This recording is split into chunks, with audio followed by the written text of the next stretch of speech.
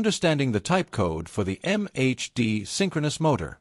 The MHD090B-058-NG0-UN.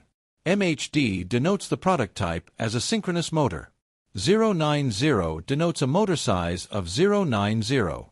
It has a centering diameter of 110 mm and a flange size of 140 mm.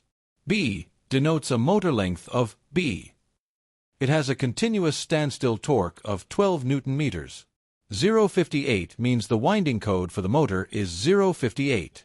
N denotes the motor has digital servo feedback with relative position detection. G denotes the shaft is plain and has a shaft seal.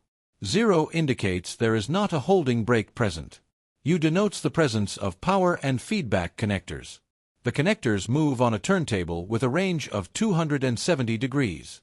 N means the motor has liquid cooling. Thank you for watching. Wake Industrial is your partner in progress for all MHD repair and refurbishments.